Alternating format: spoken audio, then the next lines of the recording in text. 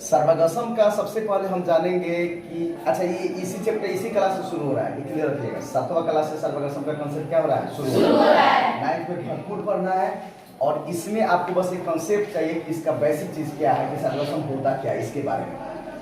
देखिए सर्वगसम को हम हिंदी अंग्रेजी में किसमें, अंग्रेजी में कॉन्ग्रुएंट कहते हैं। क्या कहते हैं, कॉन्ग्रुएंट। क्या कहते हैं, कॉन्ग्रुएंट। अब इसी को पढ़ेंगे। अच्छा पहले हम इसके शब्द पर ही ध्यान देते हैं कि सर्वगसम का मतलब है क्या, इसका शाब्दिक अर्थ को ही निकालते हैं। जैसे पूर्णांक का शाब्दिक अर्थ हम आपको बताए थे, याद है? yes, बताए थे पूर्ण जोड़ अंक, यानी पूरा पूरा अंक होगा पूर्णांक। उसी तरह इस शब्द का भी इसका मतलब इसी में छिपा हुआ है। अगर इस शब्द को हम संधि विच्छेद कर दें, सर्व प्लस अंक, सर्वांगसम है ये। इसको करिएगा तो हमको लग रहा है सर्व जोड़ अंग जोड़ सम, ऐसे होगा ना? Yes sir. सर्व का मतलब क्या होता है, सभी समझ लीजिए। अंग मतलब भाग, पार्ट, और सम का मतलब क्या समझ लीजिए, बराबर। यानी सभी भाग क्या होना चाहिए, होना चाहिए। वो क्या कहलाएगा, सर्वगसम कहलाएगा। अब इसका मोटा मोटी अंदाजा ये समझिए कि सर्वगसम वैसे दो आकृति को कहते हैं। कितना आकृति को, जब हम एक आकृति के ऊपर एक दूसरा आकृति रख दे तो वह एक जैसा प्रतीत हो, यानी एगो दिखाई दे। है दूगो लेकिन दिखाई को दे, समझा रहे ना? एक के ऊपर अगर एक के ऊपर एक रख दे तो वह कैसा दिखाई देना चाहिए, ये कब दिखाई देगा, जब एक दूसरे को वो पूरी तरीका से ढक लेगा तब ना दिखाई देगा। अच्छा कोई भी चीज आप उठा लीजिए, जैसे मेरा हाथ है ये, और अगर इस हाथ पर रखेंगे, ये रखे रहिए, ये हाथ हो गया, इस हाथ पर अगर हम ये रख दिए, देखिए दूर से कौन दिखाई दे रहा है, एक दिखाई दे रहा है ना?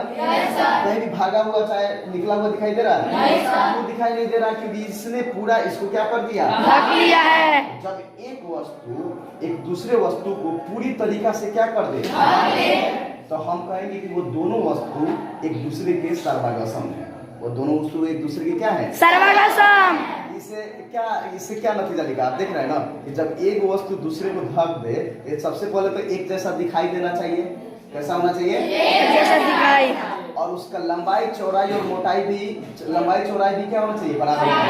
तब ना एक के ऊपर एक रखेंगे तो क्या हो जाएगा, ढक जाएगा। इसका मतलब यह है कि एक जैसा दिखाई भी देना चाहिए और उसका लंबाई चौड़ाई बराबर भी होना चाहिए। एक जैसा दिखाई दे तो उसको हम कहते हैं आकार। उसको क्या कहते हैं, आकार। और जब लंबाई चौड़ाई की बात करेंगे तो उसको हम कहते हैं माप।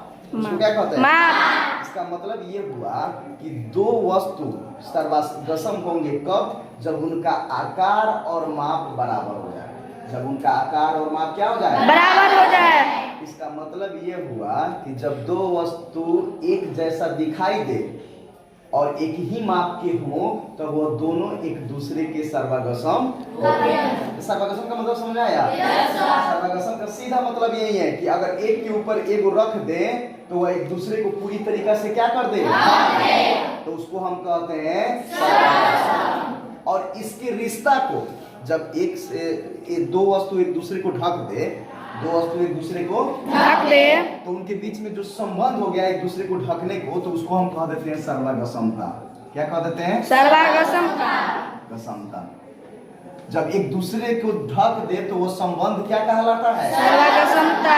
जब एक दूसरे को पूरा तरीका से ढक दे तब क्या कहलाता है, सर्वगसमता। और उसके संबंध को हम क्या कहते हैं, सर्वगसमता। अच्छा इसमें एक शब्द आता है, बार बार देखिएगा, एक आता है अध्यारोपण। क्या होता है, अध्यारोपण।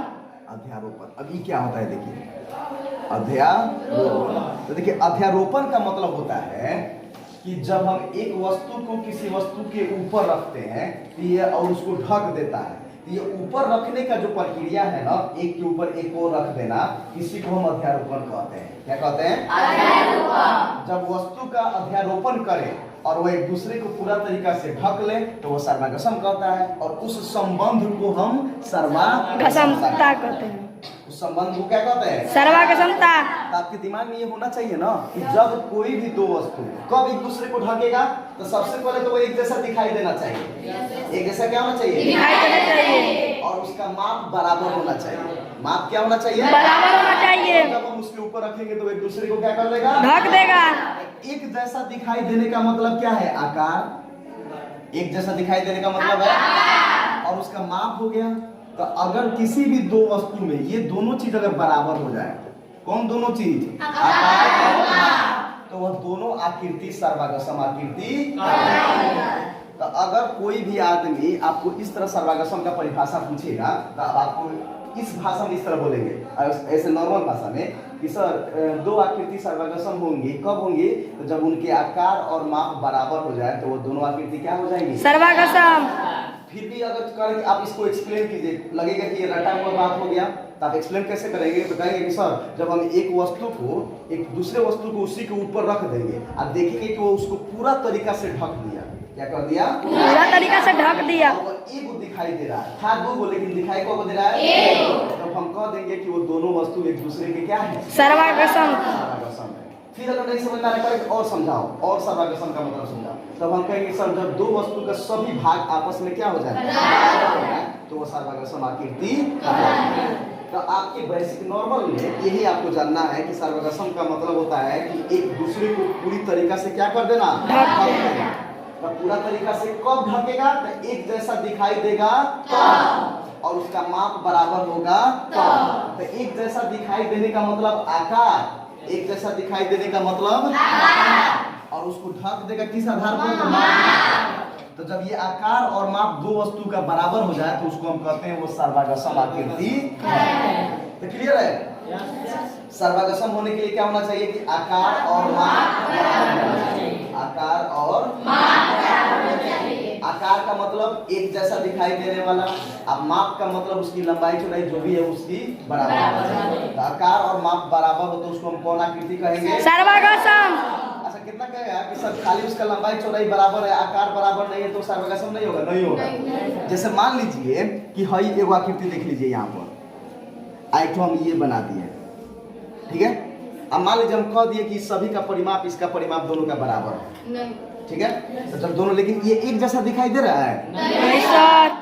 देखिए दोनों कंडीशन का होना जरूरी है। एक जैसा दिखाई, जब हम इसको उठा के अगर इस पे रखेंगे तो सोचिएगा कि दिखाई ये एक दूसरे को ढक लेगा? नहीं सर। ढकेगा।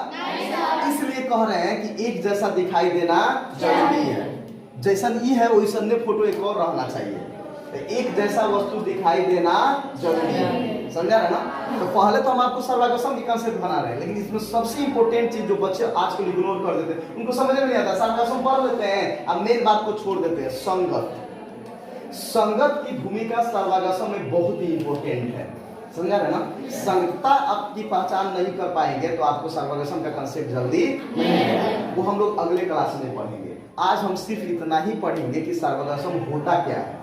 सर्वागसम होता क्या है? फिर से एक बार दिखा देते हैं। सर्वागसम का मतलब होता है कि वैसी दो आकृति जब एक दूसरे के ऊपर अगर हम रख दें तो वह दोनों एक दूसरे को पूरी तरीका से ढक दे।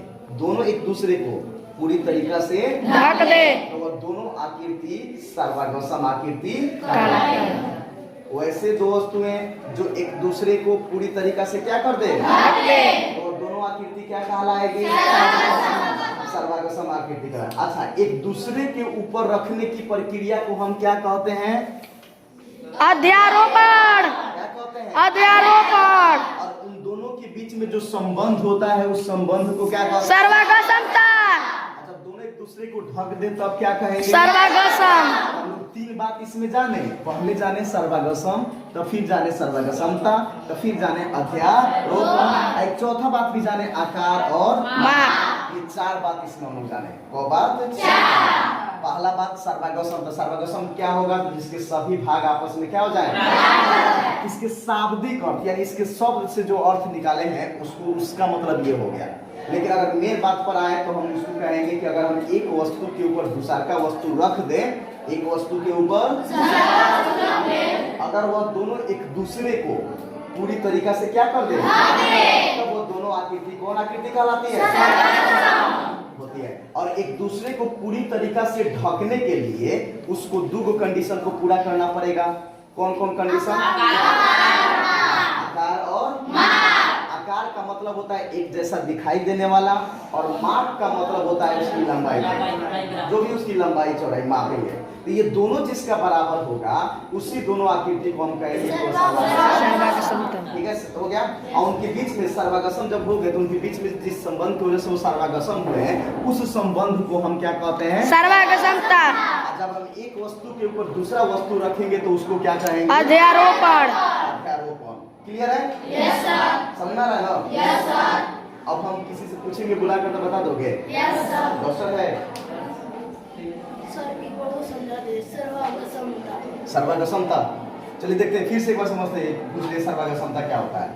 तो सबसे पहले ये जानिए कि सर्वागसम कैसे हो रहा है। तो सर्वागसम के लिए हम बताए हैं कि कोई भी दो वस्तु, एक तो तरीका ये है कि एक के ऊपर एक रख के देख लीजिए कि वो दोनों एक दूसरे को ढक रहा है कि नहीं। अगर ढक दिया तो वो सर्वागसम है। तो उसके संबंध को, तो दोनों वस्तु के बीच के जिसकी वजह से एक दूसरे को ढक दे रहा है आकार और माप के बराबर होने की वजह से, तो उस संबंध को हम क्या कहते हैं? सर्वागसम। सर्वागसम होने में जो दोनों वस्तुओं के बीच जो संबंध है उस संबंध को हम क्या कहेंगे? क्या कहेंगे? सर्वागसमता। जब दोनों वस्तु एक दूसरे को ढक दे तब क्या कहलाएगा? सर्वागसम। जब दोनों वस्तु के एक होकर एक को रख देते हैं तब क्या कहलाता है? अध्यारोपण। और जब दो वस्तु सर्वागसम कब होगा? तो जब एक जैसा दिखाई देना चाहिए और माप बराबर होना चाहिए। एक जैसा दिखाई का मतलब क्या होता है? माप। ये दोनों आपस में क्या हो जाना चाहिए? अच्छा, कितना सोचेगा ना कि सर एक जैसा ये वस्तु दिखाई दे रहा है, देखिए ये भी एक जैसा है और ई वाला भी एक जैसा है, तो बताइए ये सर्वागसम होगा कि नहीं? नहीं होगा। दोनों कंडीशन है। किसी भी एक कंडीशन को छोड़िएगा तो सर्वागसम नहीं होगा। दोनों कंडीशन को जो पूरा करेगा ना वही सर्वागसम होगा। तो दो कंडीशन क्या है कि सर आकार बराबर तो है, एक जैसा तो दिखाई दे रहा है, लेकिन इसका माप बराबर नहीं है। तो जो सर्वागसम का बेसिक यानी फाउंडेशन फार्मूला है कि एक दूसरे को ढक ले, ये सब नहीं ढकेगा। जैसे इसको अगर हम इस पे रख दे तो देखिएगा ये अंदर न रह जाएगा, इतना भागवा तो दिखाई देगा ना। ये अलग से आपको दो नहीं दिखाई दे रहा है, दे रहा है ना। नियम क्या है कि जब हम एक के ऊपर एक को रख दे तो वो एक को दिखाई दे, एक दूसरे को पूरा तरीका से क्या कर दे? ढक दे। तो खाली यही कंडीशन नहीं कि किसी एक को पकड़ लीजिए कि सर एक जैसा दिखाई दे रहा है, क्या सर्वागसम नहीं होगा? तो नहीं होगा। दोनों कंडीशन को पूरा करना चाहिए, एक जैसा दिखाई भी देना चाहिए और माप भी बराबर होना चाहिए, तब वो कहलाएगा सर्वागसम। समझ में आ गया ना? क्लियर है ना? तो अभी किसी को बुलाएंगे अभी जस्ट यहाँ पर, और आपको ये तीन चीज हमको समझा देना है: सर्वागसमता, सर्वागसम, सर्वागसमता, अध्यारोपण और आकार और माप। ये चार टॉपिक आपको समझाना है। कौन आएगा समझाने? अध्यारोपण। देखिए फिर से एक बार अध्यारोपण के बारे में बता रहे हैं। अध्यारोपण का मतलब अध्यारोपित करना, यानी एक वस्तु के ऊपर जब हम एक वस्तु रखते हैं उसी को अध्यारोपण कहते हैं। समझ रहा है ना? जब हम एक वस्तु पे एक ऊपर रखें या देखिए पूरा तरीका ढक दिया तो इस जो रखे हैं ना उसी को हम क्या कहते हैं? अध्यारोपण कहते हैं। क्या कहते हैं? अध्यारोपण। एक वस्तु के ऊपर एक वस्तु को रखना अध्यारोपण कहलाता है। क्लियर है? तो पूछे कोई बता सकता है? चलो आएगी, साहिन आएगी। हम ही मिटा देते। डस्टर तुम लोग नहीं रखा है जी?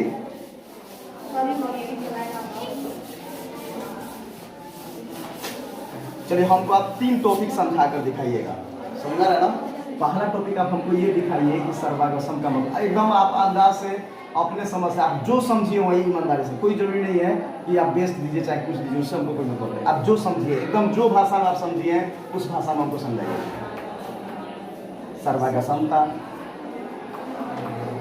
अध्यारोपण, और फिर उसके बाद आकार और माप की, यानी जो कंडीशन है, यानी सर्वागसम होने का कंडीशन। सर्वागसम, हाँ इसका दो कंडीशन थे, एगो और दो, दोनों मिलकर आता है।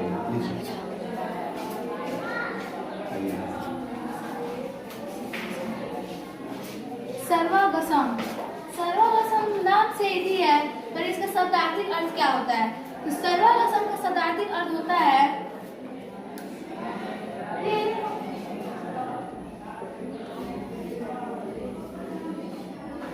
सर्वा। ये गलत कर रही है ना? Yes sir. सर जोर बताया था ना। अच्छा वो मतलब सीधा मतलब समझाइए ना, छोड़ दीजिए अगर नहीं हो रहा है तो। सर्वगसम उसे कहते हैं जो एक वस्तु दूसरी वस्तु को पूरे तरह से ढक दे, उसे हम सर्वगसम कहते हैं। जैसे कि एक वस्तु ले लिए, अब एक और वस्तु यहाँ पे ले लिए, इसके बराबर ही, तो ये वस्तु इसको पूरी तरह ढक दे, उसे क्या कहते हैं? सर्वगसम। और जब एक वस्तु, जैसे एक वस्तु यहाँ पे ले लिए, अब एक और ले लिए,